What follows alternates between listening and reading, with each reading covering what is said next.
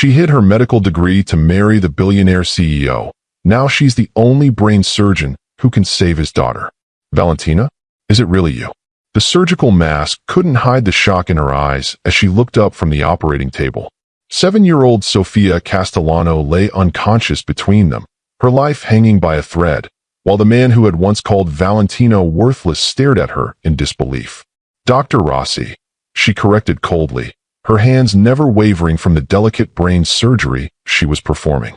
I'm the chief of pediatric neurosurgery here. You're a doctor. Dante's voice cracked with the weight of 5 years of regret. I'm a surgeon. The best pediatric neurosurgeon on the East Coast, actually.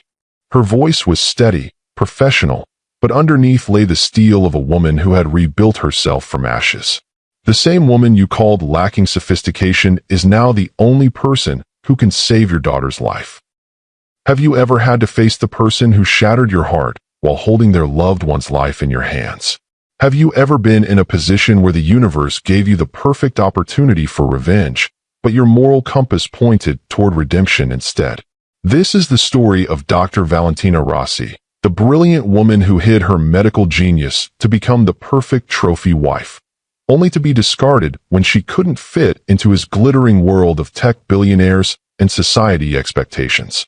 But what Dante Castellano didn't know was that the simple girl from Queens he had thrown away like yesterday's newspaper had become the most renowned pediatric neurosurgeon in the country. And now, as his daughter's life hung in the balance, only Valentina's gifted hands could deliver either the ultimate revenge or the ultimate redemption. If you believe in the power of second chances and incredible transformations, hit that like button right now. Because this story will challenge everything you think you know about love, ambition, and the price of underestimating someone's dreams. Stay with me as we journey back 5 years to where it all began, in the marble halls of a Manhattan penthouse where love was about to collide with ambition in the most devastating way possible. The crystal chandeliers of the Castellano penthouse cast dancing shadows across the Italian marble floors as Valentina Rossi Castellano stood trembling in what had once been their bedroom sanctuary. In her manicured hands, she held the acceptance letter from Johns Hopkins neurosurgery program. The cream-colored paper felt heavier than gold, representing everything she had dreamed of since she was 12 years old and watched her younger brother die from a brain tumor that no one could operate on. The letter was her ticket to becoming the surgeon who could save children like him. The surgeon she had always been meant to be. Still playing with your little medical fantasies? Dante's voice cut through her joy like a blade dipped in ice. At 35, he commanded every room he entered. 6 feet of lean muscle wrapped in $1,000 Italian suits, dark hair that begged to be touched, and those piercing green eyes that had once looked at her with such passionate intensity. Now they held only cold dismissal, the same look he gave to business proposals that didn't meet his standards. It's not a fantasy, Dante. It's Johns Hopkins, the best neurosurgery program in the world. She held up the letter like a shield against his disapproval. They want me. Out of thousands of applicants, they chose me. And you want to throw away everything we've built for what exactly? To cut open people's heads in some sterile hospital. He moved to their bar cart with the predatory grace of a man accustomed to getting his way.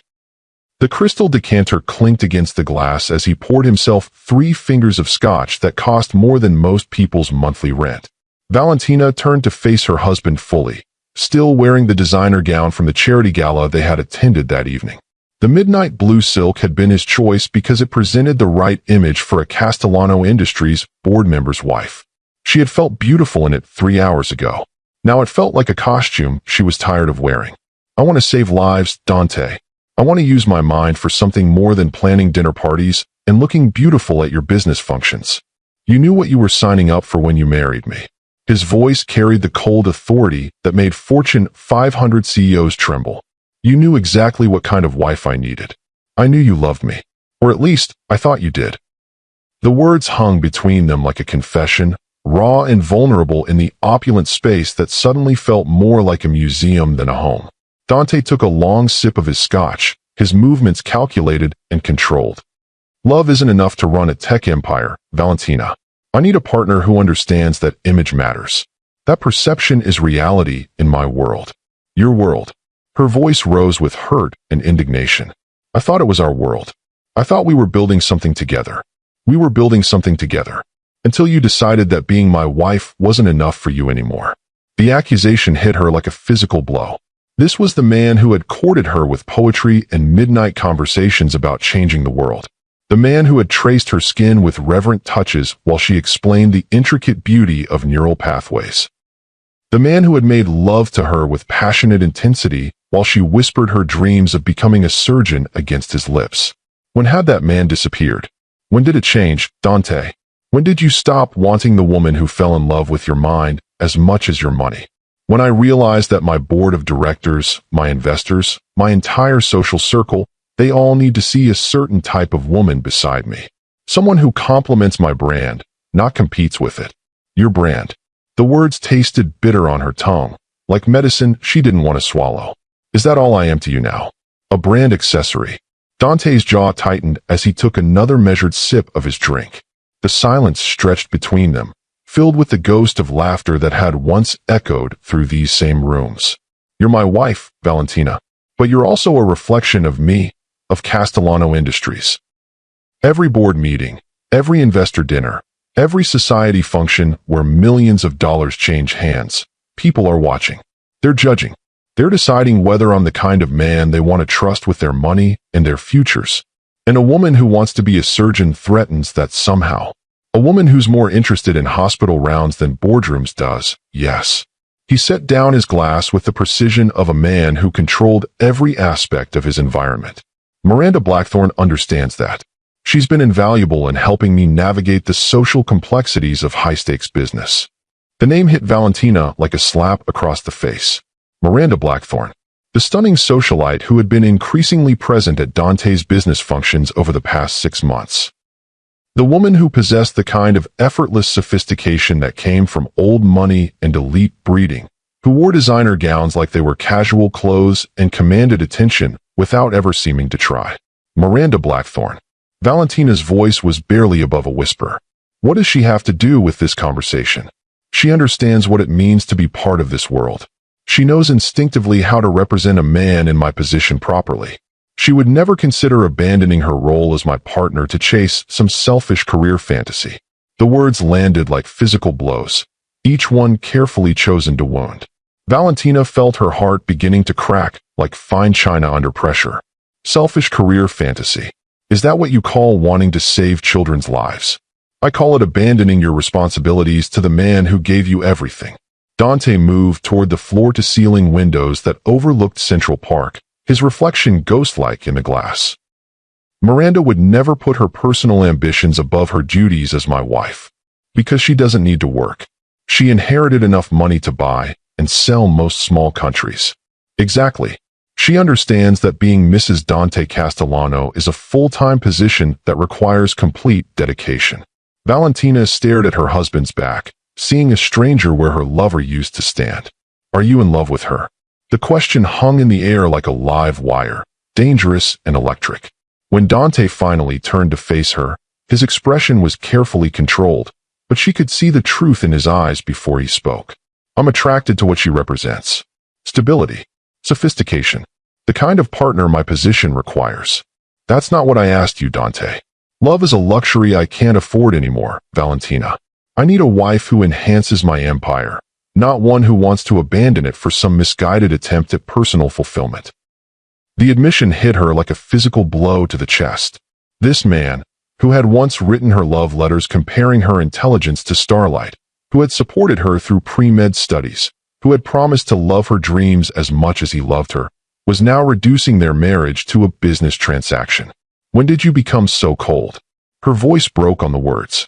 When did you stop being the man who used to say my ambition was one of the things he loved most about me? When I grew up and realized that romantic ideals don't build empires or maintain them. Valentina looked down at the acceptance letter still clutched in her hands, then at the wedding ring that had once symbolized everything she'd hoped for in life. The diamond caught the light from the chandelier, sending tiny rainbows across the wall like fractured dreams. Get out. Valentina, you're being dramatic. Get out. Her voice echoed through the cavernous bedroom, raw with pain and fury. Get out of this room. Get out of my sight. And don't you dare try to touch me or comfort me or pretend you have any love left for the woman you just destroyed. Dante straightened his tie with mechanical precision, his face a mask of cold control. I'll have my attorney contact yours tomorrow morning. I'll be generous in the settlement, naturally. I don't want your money. You'll take it. You'll need it to rebuild your life. His tone was matter of fact, as if they were discussing a failed business merger rather than the end of their marriage.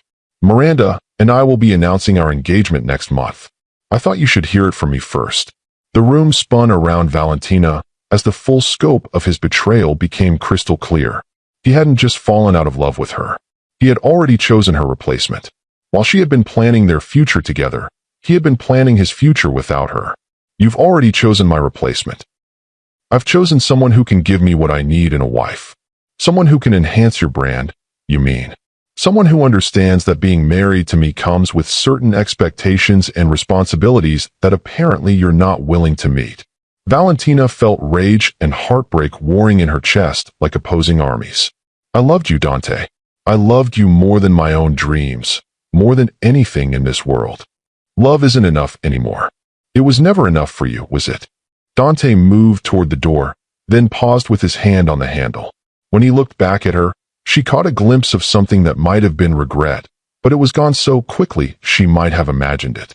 You're a brilliant woman, Valentina. You deserve someone who can appreciate your intelligence and your ambitions. And what do I have to offer, in your expert opinion? Beauty, intelligence, passion. Just not the social sophistication my position requires. Get out of my house. It's my house, actually. The deed is in my name. Then I'll leave. The lawyers will handle all the details. You can stay until the paperwork is finalized. 20 minutes later, Valentina heard his Lamborghini roar to life in the circular driveway and speed away into the Manhattan night.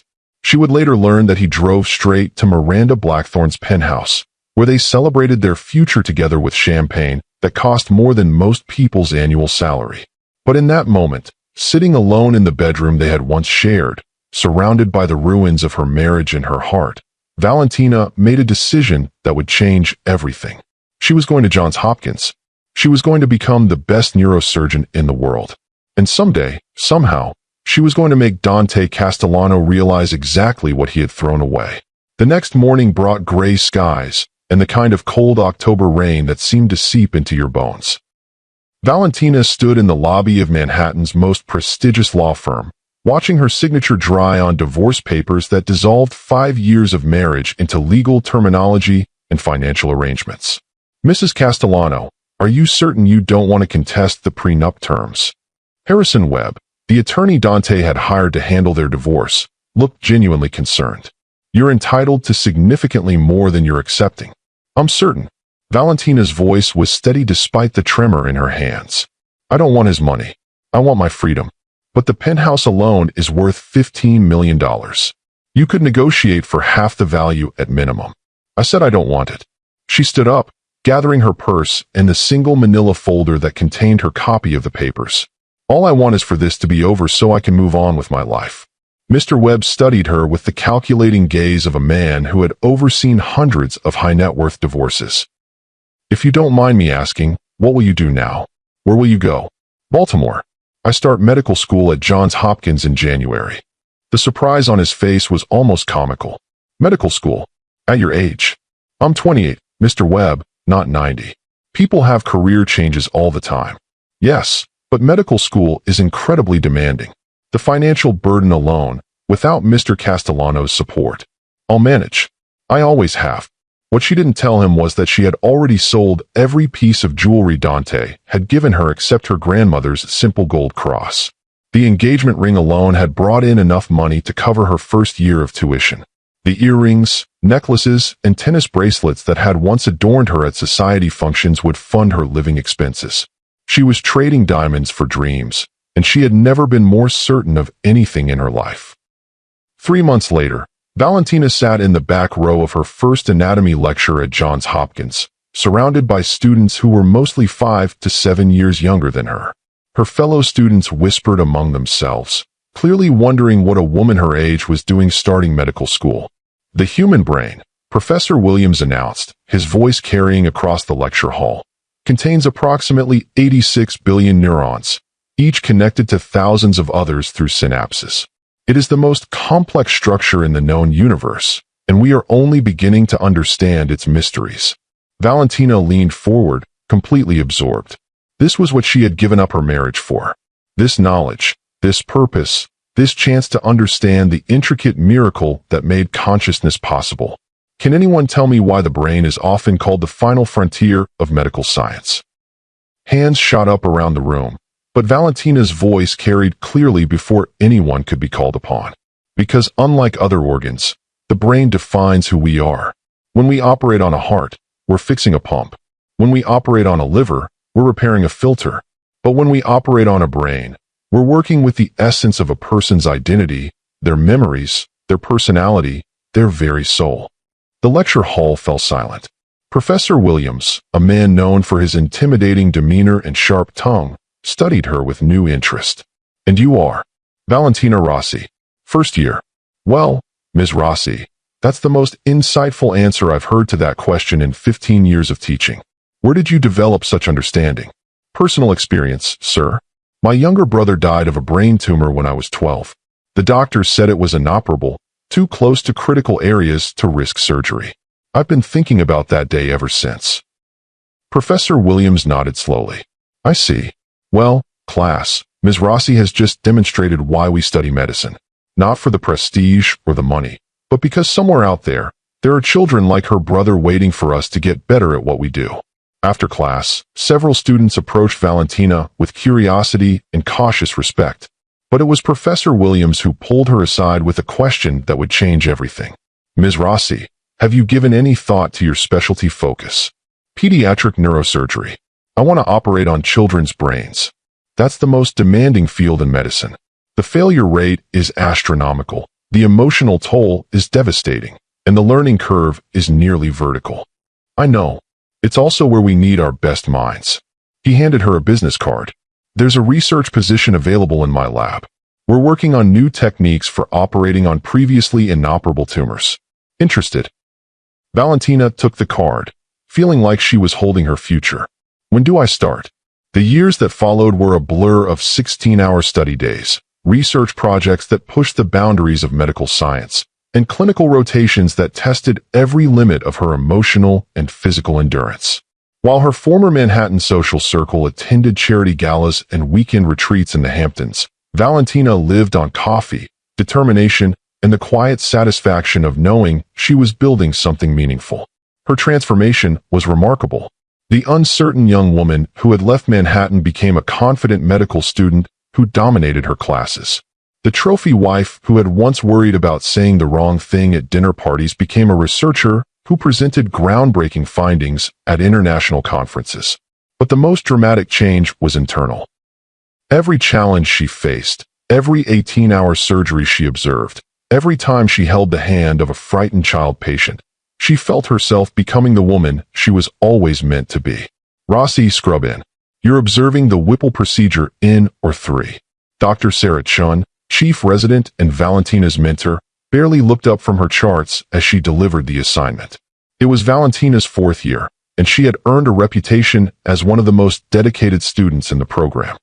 The Whipple, on a pediatric patient, 7-year-old boy, pancreatic tumor that's wrapped around major blood vessels. Highest degree of difficulty. Valentina felt her pulse quicken.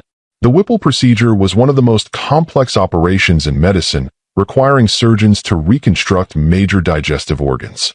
On a child, the margin for error was virtually non-existent. Who's the lead surgeon? Dr. Martinez.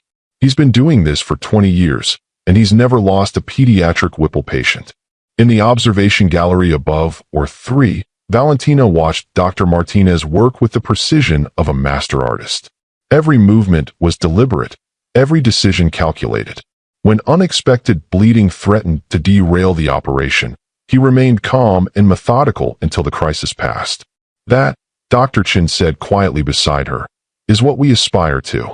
Complete mastery under impossible pressure. How long before I can perform operations like that? If you continue at your current pace. About 3 more years of residency, then fellowship training. But Rossi, I have to ask, what drives you?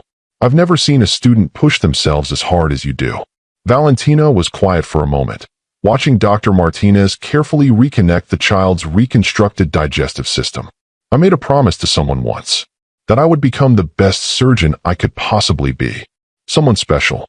Someone who didn't believe I could do it." Dr. Chin studied her profile. Well, whoever they were, they're going to be very surprised. But Valentina wasn't doing this to surprise anyone anymore. Somewhere during her 3rd year, between delivering her first baby and losing her first patient, she had stopped being motivated by proving Dante wrong. She was motivated by something deeper, more sustaining. She was motivated by the mothers who trusted her with their children's lives. By the fathers who broke down crying when she told them the surgery had been successful. By the children themselves, who looked at her with complete faith that she would fix whatever was broken inside them. This was her calling. Not revenge, not vindication, but purpose. The morning of her graduation from Johns Hopkins arrived with the kind of perfect spring weather that felt like a benediction. Valentina stood in her cap and gown, surrounded by classmates who had become her chosen family over the past 4 years. "Ladies and gentlemen, graduating magna cum laude with highest honors in surgical research, Dr. Valentina Rossi." The applause seemed to echo forever as she walked across the stage to receive her diploma. In the audience, her mother wept with pride, holding a photo of Valentina's brother Marco, who would have been 26 years old. After the ceremony, Dr. Williams approached her with news that would complete her transformation. "Valentina, I have an offer for you. Mount Sinai in Manhattan wants you for their pediatric neurosurgery residency program. It's the most competitive position in the country." Manhattan. The word felt strange on her tongue. She hadn't been back to New York since the divorce. "I know it might be complicated, returning to the city where your previous life was. But this is the opportunity of a lifetime. Dr. Rodriguez is the best pediatric neurosurgeon in the world, and he specifically requested you for his program." Valentina looked out at the Baltimore skyline, thinking about the scared young woman who had arrived here 4 years ago with nothing but determination and a suitcase full of broken dreams. "I'll take it." "Are you sure? It means another 5 years of residency, plus fellowship training. You won't be fully independent until you're 37. Dr. Williams, for years ago, I was planning charity luncheons and worrying about whether my dress was appropriate for a board meeting. Now I'm about to become a brain surgeon. I think I can handle 5 more years of training." He smiled, the expression transforming his usually stern face. "Dr. Rossi, you're going to be extraordinary." As Valentina packed her few belongings for the move back to Manhattan, she found herself thinking about Dante for the first time in months. By now, he was probably married to Miranda, living the perfectly curated life he had always wanted. She wondered if he ever thought about the woman he had called lacking in sophistication, who was now Dr. Valentina Rossi, incoming resident at one of the most prestigious hospitals in the world. She hoped he was happy. She really did, because she had learned something during her transformation that she wished she could tell him. When you find your true purpose in life, revenge becomes irrelevant. Success becomes its own reward. And she was about to become more successful than either of them had ever imagined possible. The helicopter's rotors cut through the pre-dawn darkness over Manhattan as Valentina Rossi, now Dr. Valentina Rossi, made her way to Mount Sinai Hospital for what would become the most important day of her life. But she didn't know that yet. All she knew was that her pager had gone off at 2:47 a.m. with the kind of urgent code that meant a child's life hung in the balance. "Dr. Rossi, we have a 7-year-old girl incoming from the Hamptons. Massive brain hemorrhage from a riding accident. The family specifically requested you." The voice of her chief resident crackled through her phone as she changed into scrubs in the hospital's locker room. 5 years of residency and fellowship training had transformed her into one of the most sought-after pediatric neurosurgeons on the East Coast, known for her steady hands and ability to save patients other doctors had written off as hopeless. "Patient's name?" she asked, pulling her dark hair back into a surgical cap. "Sophia Castellano. Her father is flying in via helicopter. Apparently, he's some kind of tech mogul." The surgical mask Valentina was adjusting suddenly felt too tight. The locker room seemed to tilt around her as the name she hadn't heard spoken aloud in 5 years hit her like a physical blow. "Castellano. Drop a comment if you've ever had to choose between love and your dreams, because what happened next would test everything Valentina thought she knew about forgiveness, redemption, and the price of pursuing your purpose when it collides with your past in the most impossible way. Castellano. The name escaped her lips in a whisper that seemed to echo off the sterile walls. It couldn't be. After 5 years of carefully rebuilding her life, of becoming everything she had dreamed of, fate couldn't be cruel enough to thrust Dante back into her world through the tragedy of an injured child. But as Valentina rushed toward the trauma bay, her mind racing with medical protocols and personal chaos, she knew with absolute certainty that the universe had just dealt her the most impossible hand imaginable. Dr. Rossi, thank God you're here. Dr. Martinez, the chief of staff, intercepted her in the hallway. The patient is critical. Massive subdural hematoma from being thrown from her horse. She's been unconscious for 45 minutes. Vitals. Valentina forced her voice to remain steady, switching into the clinical focus that had made her legendary among her colleagues. Blood pressure dropping, heart rate erratic. We need to relieve the pressure immediately, or we're going to lose her. As they approached the trauma room, Valentina caught her first glimpse of 7-year-old Sofia Castellano through the glass doors. The child was beautiful, with dark hair spread across the pillow and delicate features that reminded Valentina painfully of someone else. Someone whose face had haunted her dreams for 5 years. The family?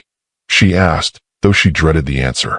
Father and stepmother are in the family conference room. They're quite demanding about the level of care, as you might imagine. Stepmother. So Dante had married Miranda after all. The perfect society wedding, the perfect wife, the perfect life that Valentina hadn't been sophisticated enough to provide. I need 5 minutes to review her scans before I meet with them. In the radiology room, Valentina studied Sofia's brain scans with the trained eye of someone who had seen hundreds of similar cases. The injury was severe but operable. In the right hands, with the right technique, this child could make a full recovery. Unfortunately, Valentina's were the only hands in the tri-state area skilled enough to attempt this particular surgery. Dr. Rossi. A nurse appeared in the doorway. The family is asking to speak with you immediately. They're becoming quite insistent. Valentina closed her eyes for a moment, gathering the strength she would need for what came next. When she opened them, she was no longer the heartbroken woman who had left Manhattan 5 years ago. She was Dr. Valentina Rossi, chief of pediatric neurosurgery, and she had a child's life to save. The family conference room felt smaller than it should have as Valentina approached the door. Through the glass panel, she could see 2 figures sitting in the leather chairs. The man had his back to her, but she would have recognized those shoulders anywhere. The woman beside him was exactly as Valentina remembered. Miranda Blackthorne, now Miranda Castellano, with her perfectly styled blonde hair and the kind of ageless beauty that money could buy. Valentina knocked twice and entered. Mr. and Mrs. Castellano, I'm Dr. Rossi. I'll be performing your daughter's surgery. Dante turned in his chair, and for a moment, time seemed to stop. 5 years fell away like autumn leaves, and she was looking into the same piercing green eyes that had once promised her forever. He was older now, silver threading through his dark hair, lines around his eyes that spoke of stress and responsibility. But he was still devastatingly handsome, still possessed of that commanding presence that could fill a room. Valentina. Her name on his lips was barely a whisper, filled with disbelief and something that might have been longing. Dr. Rossi, she corrected firmly, not moving closer to where they sat. I understand your daughter suffered significant head trauma. I've reviewed her scans, and while the injury is serious, it's absolutely operable. You're a doctor. Dante's voice carried notes of wonder and confusion. You're actually a doctor. I'm a surgeon, chief of pediatric neurosurgery, actually. Miranda, who had been studying Valentina with growing recognition and suspicion, finally spoke. I'm sorry, but do you two know each other? The question hung in the air like a loaded weapon. Valentina met Dante's gaze steadily, waiting to see how he would handle this moment of truth. Dr. Rossi and I have a history, Dante said carefully. But right now, all that matters is Sofia. What kind of history? Miranda's voice had taken on the sharp edge of a woman who sensed a threat. The kind that's irrelevant to your daughter's medical care, Valentina interjected smoothly. Now, let me explain the procedure. Your daughter has what we call a subdural hematoma. Blood is collecting between her brain and skull, creating pressure that could cause permanent damage if not relieved immediately. How dangerous is the surgery? Dante leaned forward, his business persona giving way to the fear of a father. Any brain surgery carries risks, but the alternative is far worse. Without intervention, the pressure will continue to build, potentially causing stroke, permanent brain damage, or death. Miranda gasped, her hand flying to her mouth. Death? She could die. Not on my watch, Valentina said with quiet confidence. I've performed this procedure hundreds of times. Your daughter is young, healthy, and her brain has remarkable healing capacity. The prognosis for full recovery is excellent. How long will the surgery take? Dante asked. 3 to 4 hours, depending on the complexity of what we find. I'll need to make a small incision in her skull to access the bleeding and then carefully remove the blood clot while ensuring no damage to surrounding brain tissue. And you're the best surgeon for this. Miranda's question carried an undertone of challenge. I'm the only surgeon in this hospital qualified to perform this operation on a child, Valentina replied matter-of-factly. Pediatric neurosurgery requires specialized training and experience that very few doctors possess. Dante stood up suddenly, moving to the window that overlooked the city. Valentina, I need to ask you something privately. Mr. Castellano, I don't think that's appropriate, Miranda protested. It's about Sophia's medical history. Something I need to discuss with the surgeon alone. Miranda's face flushed with anger, but she couldn't argue with medical privacy. Fine, I'll be in the waiting room. After Miranda left, closing the door with more force than necessary, Dante turned to face Valentina fully. I can't believe it's really you. After all these years, you're here, and you're saving my daughter's life. I'm doing my job, Dante. Nothing more. Your job. He laughed, but there was no humor in it. Valentina, you became everything you said you would. You're extraordinary. I became what I needed to become. For myself, I was so wrong about everything. His voice broke slightly. I was so incredibly, devastatingly wrong. This isn't the time or place for personal conversations. Your daughter needs surgery immediately. I know. I need you to know that not a day has passed that I haven't regretted what I said to you. What I did to us. Valentina studied his face, seeing genuine remorse there, but also recognizing the danger of allowing old emotions to surface when she needed to be completely focused. Dante, 5 years ago you made it very clear that I wasn't what you needed in your life. Today, I'm exactly what your daughter needs to survive.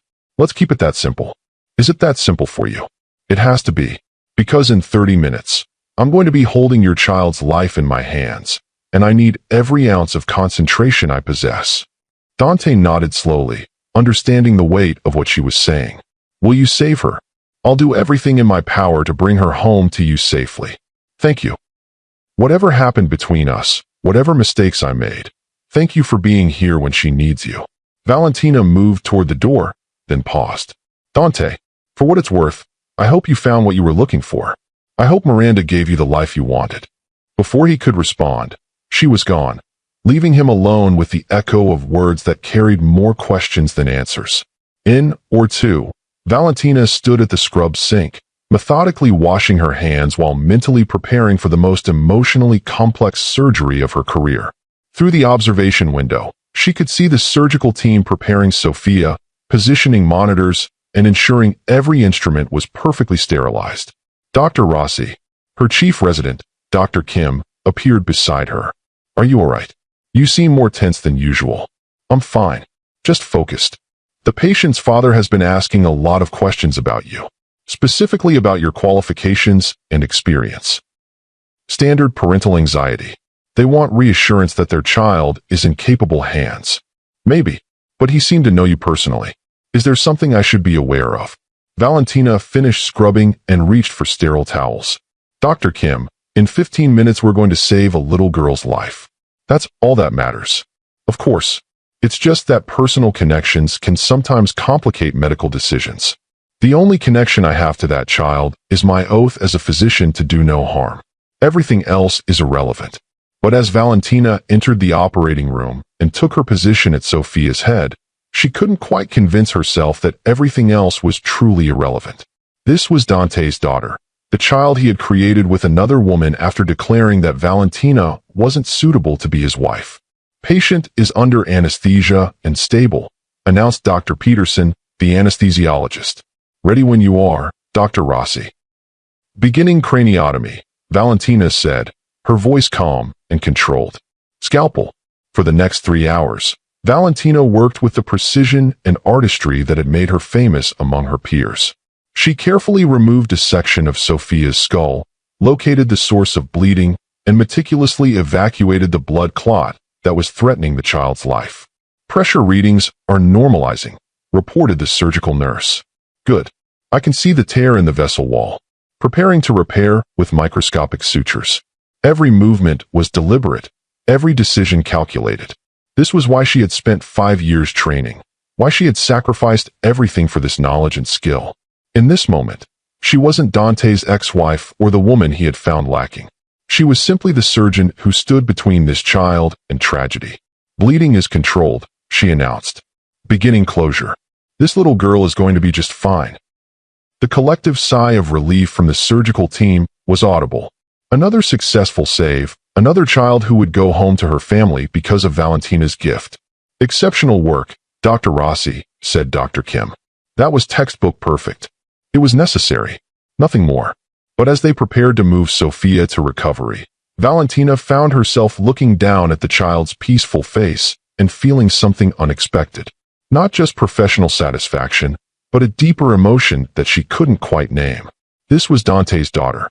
And despite everything that had happened between them, despite all the pain and betrayal, Valentina was genuinely glad she had been able to save her. In the recovery room, Sophia looked tiny and fragile, connected to monitors and 4 lines. But her vital signs were strong, and all neurological indicators pointed to a complete recovery. When will she wake up? Dante's voice came from behind Valentina as she reviewed Sophia's chart. Within the hour. The anesthesia should wear off naturally, and she should regain consciousness gradually.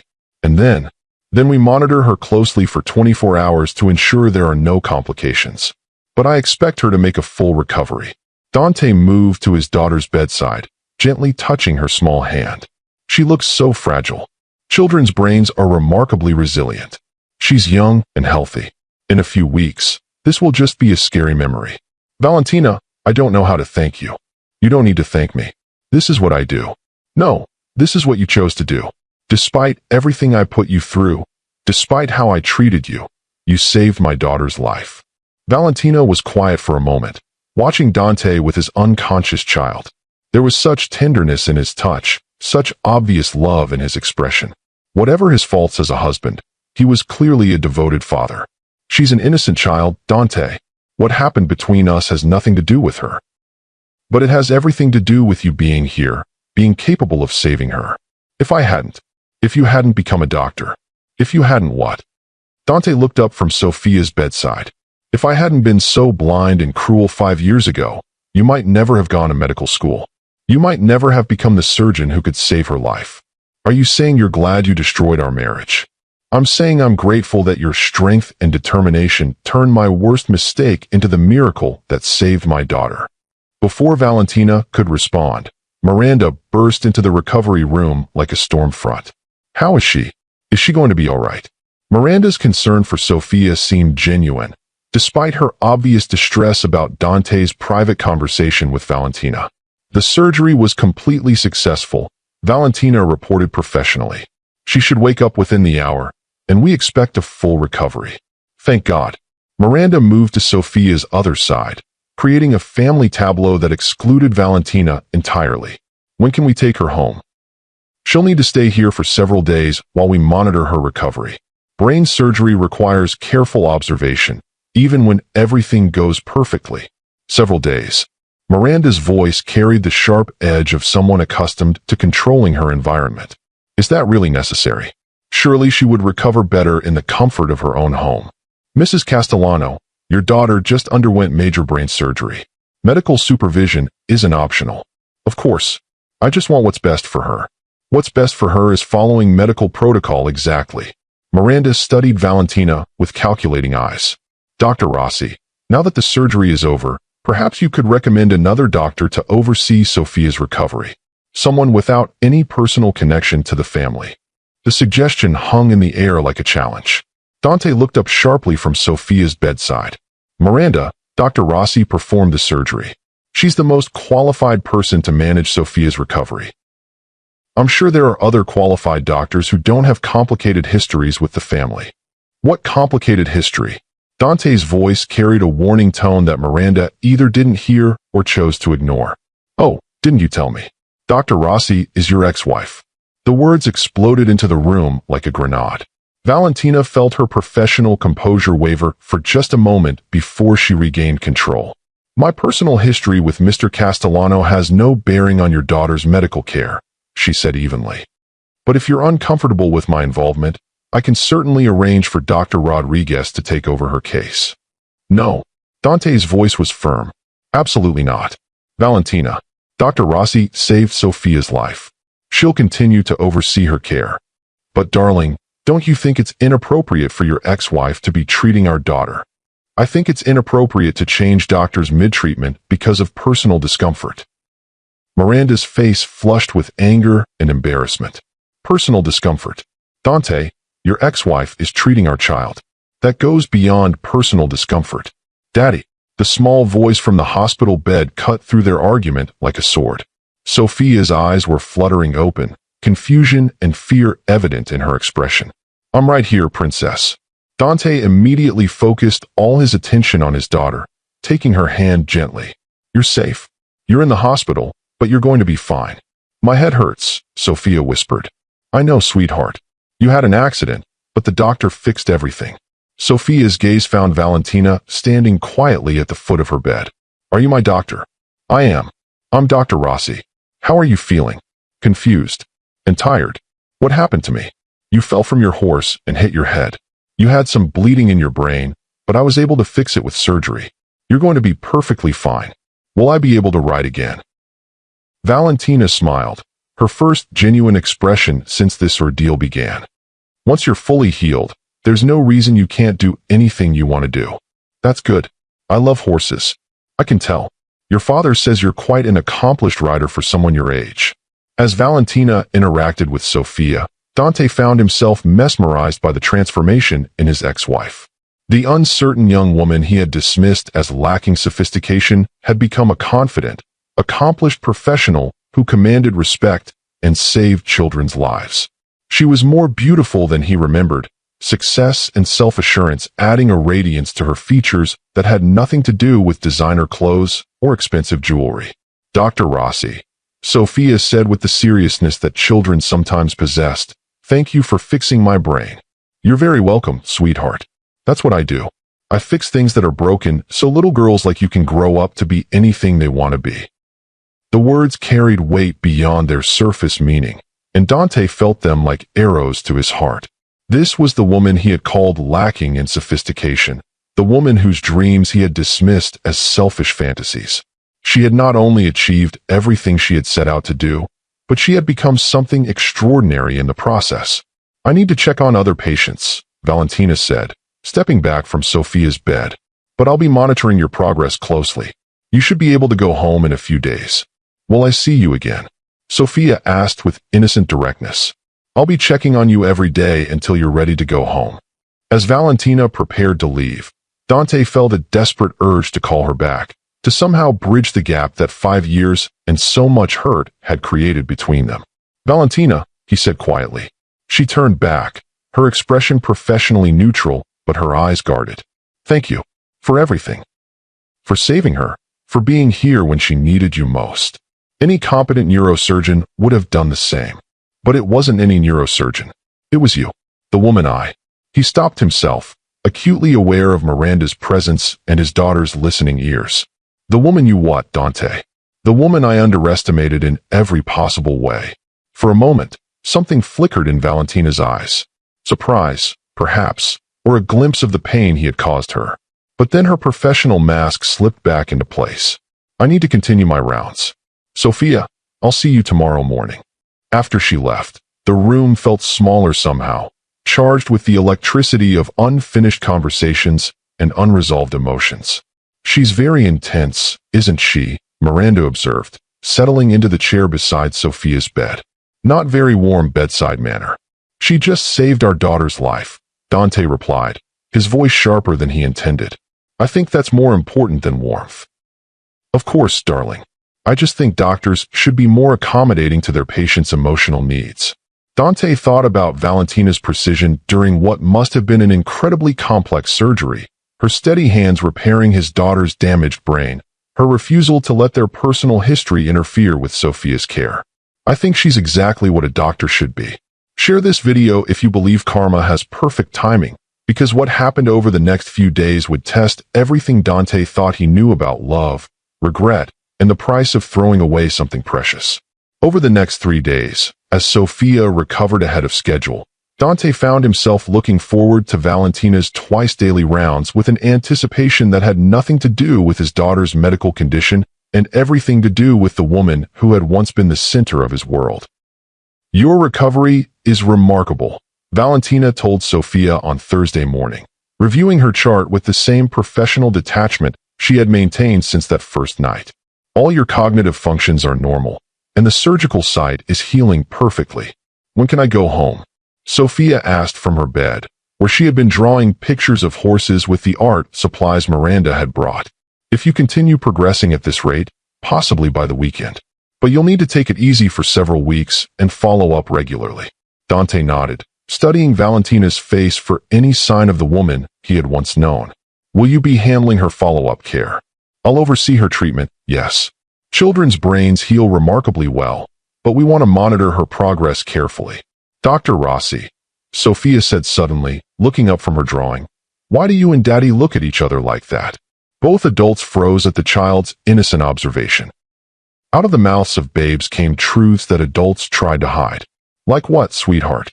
Valentina asked carefully. Like you used to know each other really well, but now you're pretending you don't. Dante felt his heart skip. His 7-year-old daughter had just articulated something he'd been struggling to understand for days. Dr. Rossi and I did know each other once, he said gently. A long time ago, before you were born. Were you friends? The question hung in the air, loaded with complexity that a child couldn't possibly understand. We were very close friends, Valentina said carefully. But sometimes grown-up friendships get complicated. Why? Because grown-ups sometimes make mistakes and hurt each other's feelings. Sophia considered this with the serious expression she had inherited from her father. But if you were really good friends, couldn't you just say sorry and be friends again? It's not that simple, princess, Dante said softly. Why not? If someone hurt my feelings but they said sorry and meant it, I would forgive them. That's because you have a very kind heart, Valentina said, her voice gentler than it had been in days. But sometimes sorry isn't enough to fix what's been broken. But you're both nice people. And you're both helping me get better. That seems like a good reason to be friends again. Before either adult could respond, Miranda entered the room carrying shopping bags from high-end children's boutiques. Good morning, darling. I've brought you some new pajamas and books to make your stay more comfortable. She barely acknowledged Valentina's presence. Doctor, when will my stepdaughter be able to resume her normal activities? Your stepdaughter will need several weeks of modified activity. No riding, no contact sports, no activities that risk head injury. Several weeks. But she has competitions coming up. We've already made commitments. Mrs. Castellano, your stepdaughter just underwent major brain surgery. Her recovery takes priority over any social or athletic commitments. But people will ask questions. They'll think something is seriously wrong. Something was seriously wrong, Valentina replied firmly. Your stepdaughter could have died from her injuries. Several weeks of modified activity is a small price to pay for a full recovery. For the first time, Miranda seemed to grasp the gravity of what had happened. I didn't realize it was that serious. The brain isn't something we take chances with, especially in children. Dante watched this exchange with growing awareness of the fundamental differences between the two women in his life. Miranda, focused on appearances and social obligations, and Valentina, dedicated to what actually mattered, his daughter's health and future. I need to continue my rounds, Valentina said, gathering her charts. I'll see you this evening, Sophia. As she left, Dante found himself wishing he could follow her, that he could have just 5 minutes of honest conversation without the weight of their past mistakes and his current complicated life between them. She really is quite presumptuous, isn't she? Miranda observed once Valentina was gone. Very cold and clinical. She just saved Sophia's life, Miranda. I think that deserves some respect. Of course, darling. I'm just concerned about how this situation is affecting you. What do you mean? You've been different since Sophia's accident. Distant. And seeing your ex-wife again must be bringing up complicated emotions. Dante looked at his sleeping daughter, then at his current wife, weighing his words carefully. It's certainly been unexpected. I hope you remember that we have a good life together, Dante. A stable, compatible life that works for both of us. Do we, Miranda? Are you happy? Really, truly happy? The question seemed to surprise her. Of course I'm happy. We have everything we could want. Beautiful homes, exciting social circle, financial security. But do you love me? Love. Miranda's laugh was uncertain. Dante, we care about each other. We enjoy each other's company. We make an excellent team. That's not the same thing. What's brought this on? You've been asking strange questions ever since that woman showed up. That woman has a name. And she's not just any woman. She's the most accomplished pediatric neurosurgeon on the East Coast who just saved our daughter's life. She's also your ex-wife who you told me couldn't handle being married to someone in your position. Dante was quiet for a long moment, processing the implications of Miranda's words. I told you that. You said she was too academic, too focused on her own ambitions to be a proper partner for someone building an empire. I said that. It wasn't a question. Dante remembered now the early conversations with Miranda when he had justified his divorce by painting Valentina as selfish and unsuitable. So yes, I find it ironic that she's now treating our daughter and you're suddenly questioning our marriage. Maybe I was wrong about her. Maybe I was wrong about a lot of things. Miranda stood up, pacing to the window with agitated movements. Dante, you're having a crisis brought on by a traumatic event. It's natural to question things when faced with mortality. But don't make any decisions based on temporary emotions. What if they're not temporary? What if seeing Valentina again has made me realize that I've been living the wrong life for 5 years? The wrong life. Miranda's voice rose with hurt and anger. Our marriage is the wrong life. Our marriage is a beautiful arrangement between two people who enjoy each other's company. But Miranda, we're not in love. Love is overrated, Dante. What we have is mature, stable, practical. What we have is empty. The words hung between them like a verdict. Empty. Miranda turned to face him fully, tears beginning to form in her carefully made-up eyes. Our marriage is empty. Not empty in a cruel way, but empty of the kind of passion and connection that makes life worth living. And you think you'll find that with her? With someone who walked away from you once before? I don't know what I'll find, but I know I can't keep living a lie. What about Sophia? What about the stability she needs? Sophia needs a father who's honest about his feelings and shows her what real love looks like. Miranda stared at him for a long moment, processing the implications of what he was saying. You're going to leave me for her. I'm going to leave because staying would be unfair to both of us. You deserve someone who can love you completely, and I deserve a chance to be with the woman who owns my heart. Even if she doesn't want you back. Even then. Because at least I'll know I was honest about what I really wanted. That evening, after Miranda had left to stay at her sister's apartment, Dante sat alone beside Sophia's bed as she slept peacefully. The monitors beeped reassuringly, confirming that his daughter was healing perfectly under Valentina's care. You look thoughtful. Dante turned to find Valentina in the doorway, making her evening rounds. Just grateful. Grateful that she's going to be fine. Grateful that you were here when she needed you. How is she feeling? Good. Better every hour. She's been asking about you, actually. Oh, she wanted to know if you have children of your own. Valentina's expression became carefully neutral. And what did you tell her? I told her that some very special people dedicate their lives to taking care of other people's children. That's a good answer. Dante studied her face in the soft light from the hallway. Valentina, can I ask you something personal? If it's medical in nature. It's not really. I need to know. Are you happy? Did you find what you were looking for when you left? Valentina was quiet for a moment, her eyes on Sophia's sleeping form. I found purpose. I found meaning. I found the woman I was always meant to be. But are you happy? I'm satisfied with my life. That's not the same thing, isn't it? Not everyone gets to have both passion and contentment, Dante. Some people do. Some people find love that supports their dreams instead of competing with them. Is that what you have with Miranda? The question hung in the air between them. Dante looked at this woman who had once been his everything, who had become something extraordinary in his absence, and made a decision that would change everything. No, what I have with Miranda is a beautiful, empty arrangement that's fair to neither of us. Dante, I'm leaving her, Valentina. I filed for divorce yesterday. The words hit her like a physical blow. What? I can't keep living a lie.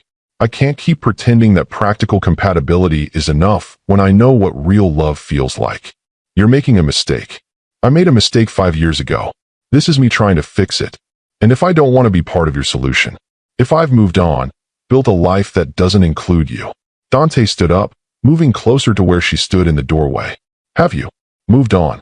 Valentina was quiet for a long moment, her fingers unconsciously touching the simple gold cross at her throat. The same cross she had worn the day she left him. I've built a successful career. I save lives every day. I have colleagues who respect me and a purpose that fulfills me. That's not what I asked. It's all I can give you. Is it? Because when I look at you, when I'm in the same room with you, it feels like no time has passed at all. 5 years have passed, Dante. 5 years of building separate lives, separate identities. 5 years that could have been spent together if I hadn't been too much of a coward to support your dreams. Valentina looked at him then, really looked at him, seeing not the cold businessman who had dismissed her ambitions, but the man she had fallen in love with all those years ago. Why now? Why are you saying this now? Because seeing you again, seeing what you've achieved, meeting Sophia, and realizing what an incredible mother you would have been. It's made me understand that I threw away everything that actually mattered. Sophia isn't our daughter, Dante. She's yours and Elena's. Elena. Dante's voice grew quiet. I should have told you about Elena. Your first wife. Sophia's mother. She died of cancer when Sophia was 3. I married Miranda 2 years later because Sophia needed stability, and I needed someone who wouldn't ask me to feel too much. The revelation hit Valentina like a wave. Suddenly, Dante's marriage to Miranda made more sense. And I'm sorry for your loss. Elena was a wonderful mother and a good woman. But Valentina, she wasn't you. And Miranda isn't you. And I've spent 5 years trying to convince myself that love was a luxury I couldn't afford. And now I know that love is the only thing that makes any of this worthwhile. They stood in the doorway of Sophia's room, 5 years of hurt and longing crackling between them like electricity. I don't know if I can trust you again, Valentina whispered. I don't know if I deserve your trust, but I'm asking for the chance to earn it. What are you asking from me, Dante? A chance. Just a chance to prove that I've learned from my mistakes. To show you that the man I am now is worthy of the woman you've become. Before Valentina could respond, a small voice interrupted them from the hospital bed. Dr. Rossi. Daddy, are you talking about grown-up feelings? Both adults turned to find Sophia watching them with sleepy but perceptive eyes. We were just discussing your recovery, sweetheart, Dante said gently. It didn't sound like medical talk. It sounded like feelings talk. Valentina moved to Sophia's bedside, checking her monitors with professional efficiency. How are you feeling? Any headache or nausea? I feel good. But I have a question. What's that? Do you like my daddy? The innocent question hung in the air like a challenge. Valentina glanced at Dante, seeing hope and fear warring in his expression. Your daddy is a good man who loves you very much. But do you like him? The way grown-ups like each other? Sophia, that's a very personal question. I know, but I can tell he likes you like that. He gets the same look on his face that he used to get when he looked at pictures of my first mommy. Dante's breath caught. His daughter's innocent observation had just revealed something he hadn't even fully acknowledged to himself. Sweetheart, grown-up feelings are complicated, Valentina said gently. But they don't have to be. If two people like each other and they're both nice, why can't they just be together? Because sometimes people make mistakes that are hard to forgive. But you could try, couldn't you? For me, the manipulation was innocent but effective. Sophia had just asked the two adults to consider reconciliation for her sake. Princess, Dante said carefully, Dr. Rossi and I have a complicated history. All the best stories have complicated parts, but they usually end happy if the people really love each other. Valentina looked down at this wise little girl who had somehow become the bridge between her past and her possible future. You're very smart for 7 years old. I know. So will you think about it? About being friends with Daddy again. I'll think about it, Valentina promised. But right now, you need to rest so your brain can finish healing. Okay. But Dr. Rossi. Yes. I think you and Daddy would make each other happy. And I would like that very much. As Sophia drifted back to sleep, Dante and Valentina found themselves alone with the weight of a child's innocent wisdom between them. She's remarkable, Valentina said quietly. She gets that from Elena. And maybe a little from the woman who saved her life. Dante, I need time to think about all of this. Of course. But Valentina, whatever happens between us, please don't shut me out completely.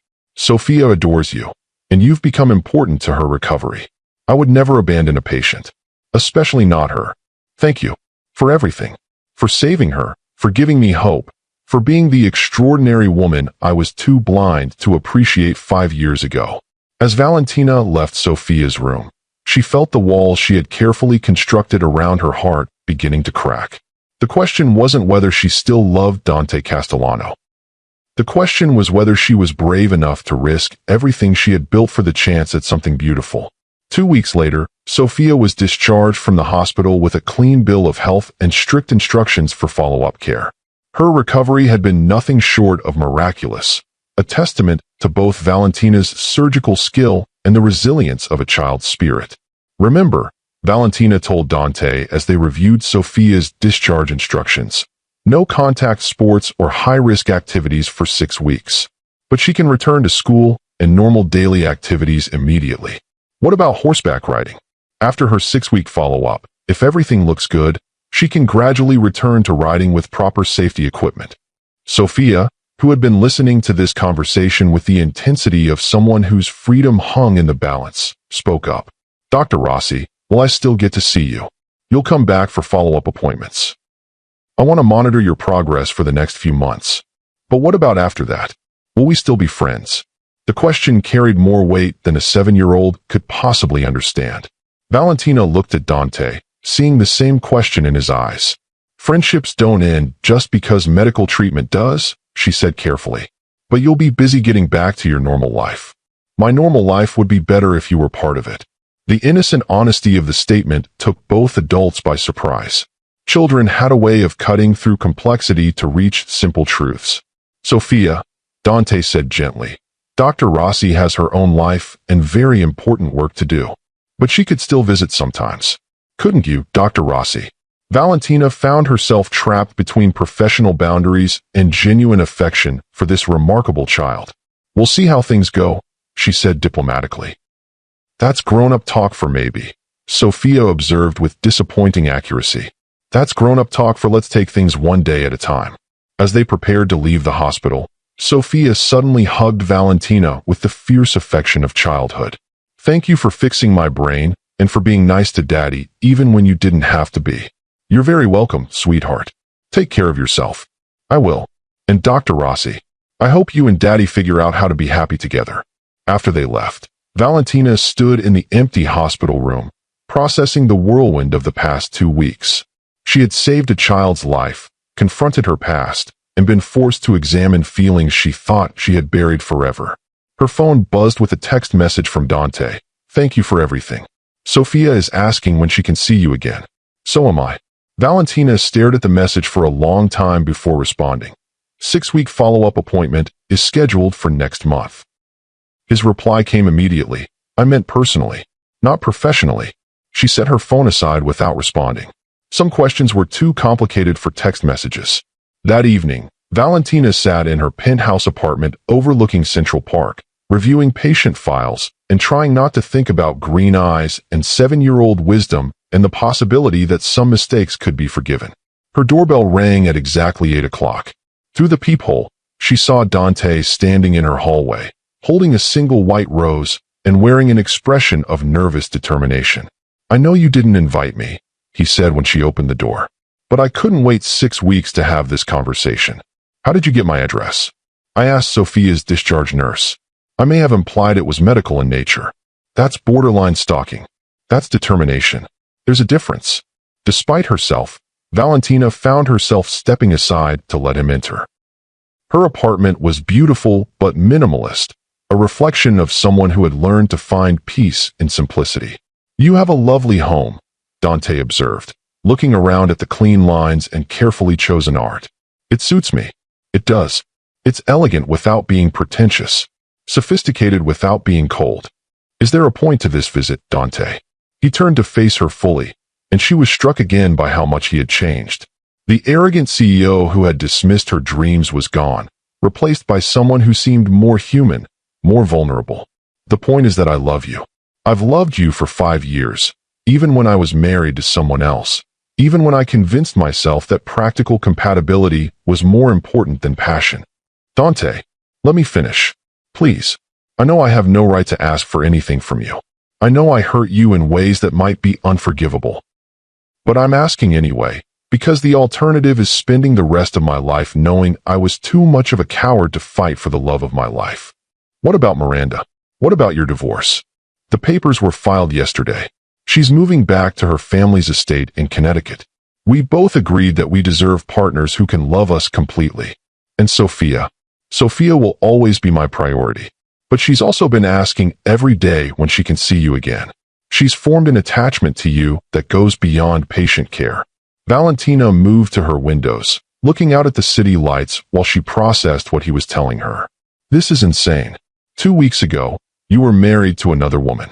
Now you're standing in my apartment talking about love. 2 weeks ago, I was living a lie. Today, I'm trying to build something real. What if I don't want to build anything with you? What if I've moved on? Have you?" The question hung between them like a challenge. Valentina turned from the window to face him, seeing hope and fear and desperate love in his expression. "No," she whispered. "I haven't moved on. I've built a successful career and a meaningful life, but I haven't moved on from you." "Then give us a chance. Give me a chance to prove that I've learned from my mistakes." "How can you prove that? How can you convince me that you won't change your mind again when things get difficult?" Dante reached into his jacket pocket and pulled out a small velvet box, setting it on her coffee table. "By asking you to marry me again. Not because you complete my image or enhance my business, but because you're the only woman I've ever loved, and I want to spend the rest of my life supporting your dreams instead of diminishing them." Valentina stared at the box, her heart racing. "What is that? Open it." With trembling fingers, she opened the box to reveal not a traditional engagement ring, but a unique piece of jewelry. A delicate platinum band embedded with small diamonds arranged to look like neural pathways. "It's a brain," she whispered, awed by the beauty and symbolism. "It's your brilliant, beautiful mind that I was too stupid to appreciate the first time around." Dante's voice was rough with emotion. "Valentina, will you marry me? Not because you'll fit into my world, but because I want to build a world that celebrates everything you are." Tears began to flow down Valentina's cheeks as she looked at this man who had once broken her heart and was now offering to help her heal it. "I don't know if I can trust you. I don't know if I deserve your trust. But I'm asking you to try. What if you hurt me again? Then I'll spend the rest of my life making it up to you." "But Valentina, I'm not the same man who let you go 5 years ago. And you're not the same woman who left. Maybe the people we are now can build something the people we were couldn't." Valentina picked up the ring, studying its intricate design. "It's beautiful. You're beautiful. Inside and out, brilliant and compassionate and perfect exactly as you are." She slipped the ring onto her finger, and it fit perfectly. "This is crazy. The best love stories usually are. I could get hurt again. So could I. But I'd rather risk everything for a chance at real love than settle for anything less." "Yes," she whispered. "Yes. Yes, I'll marry you. Yes, I'll give us another chance. Yes, I believe that people can change and love can survive even terrible mistakes." Dante pulled her into his arms then, holding her against his chest as if she might disappear if he let her go. "I love you," he murmured against her hair. "I love your brilliant mind, your compassionate heart, your strength, your dreams, everything about you." "I love you too," she admitted. "I never stopped loving you, even when I wanted to." When he kissed her, it was with 5 years of longing and regret and hope all wrapped together.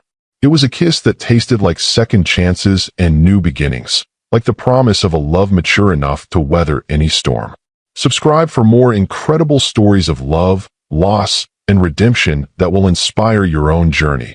Because this is just the beginning of Dante and Valentina's second chance at forever. 1 year later, the wedding was held in the garden courtyard of Mount Sinai Hospital, where Valentina had saved Sophia's life and found her way back to love.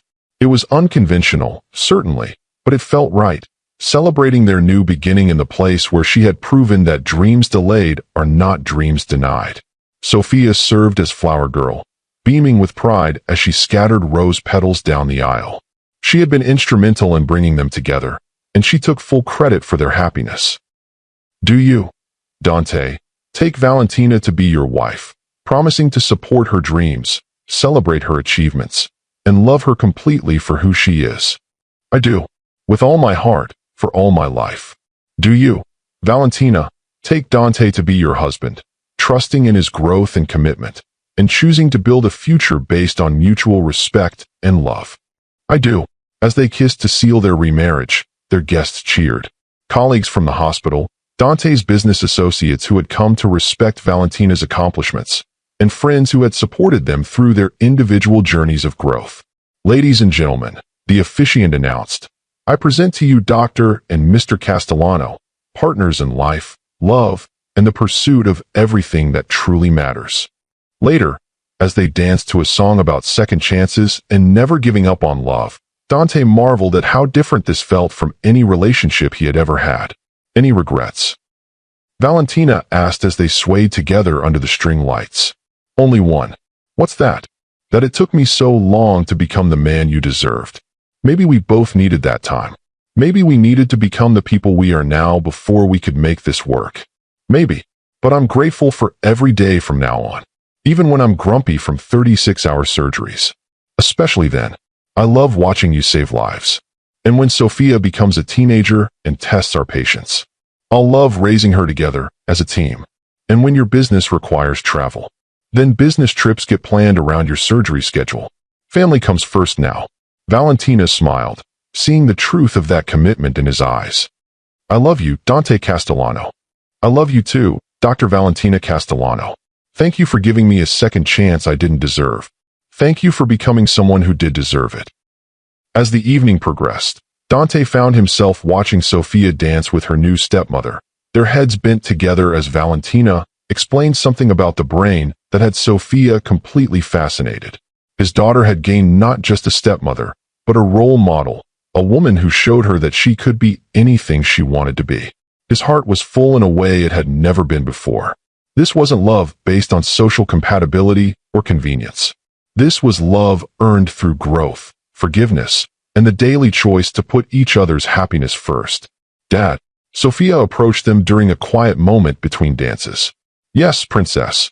I'm glad you and Valentina found each other again. Me too, sweetheart. And Dad, next time you love someone, don't wait so long to fight for them, okay? Dante laughed, amazed by his daughter's wisdom. I promise, Sophia. No more waiting, no more running away. From now on, we fight for what matters. As the celebration continued around them, Dante reflected on the journey that had brought them all to this moment. He had lost everything he thought mattered.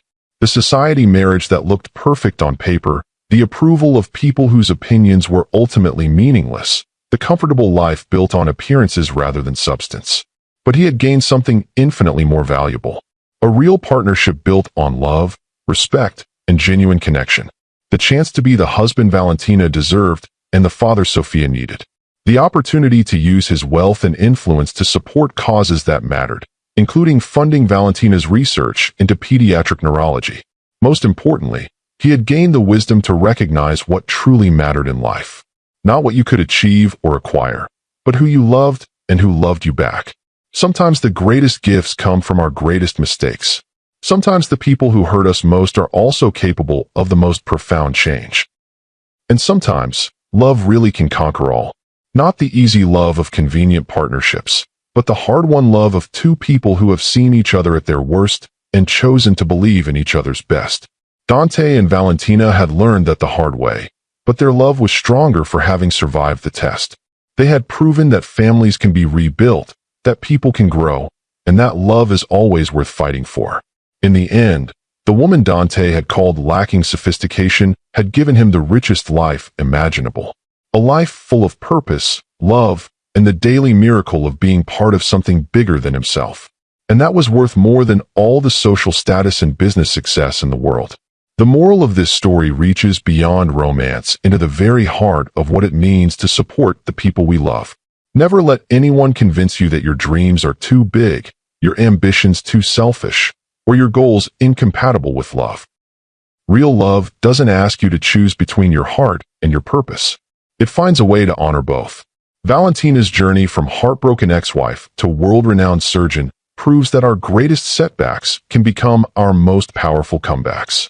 When someone closes a door on your dreams, build your own house. When someone says you're not enough, become more than they ever imagined possible.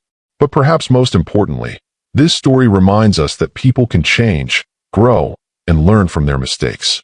The man who breaks your heart at 25 might become the partner who supports your dreams at 35, if both of you are willing to do the work of becoming better people. Love is not just about finding the right person. It's about becoming the right person, someone worthy of the extraordinary love that waits on the other side of growth, forgiveness, and second chances. And sometimes, just sometimes, the universe conspires to bring two people back together exactly when they're finally ready to build something beautiful from the ashes of what came before.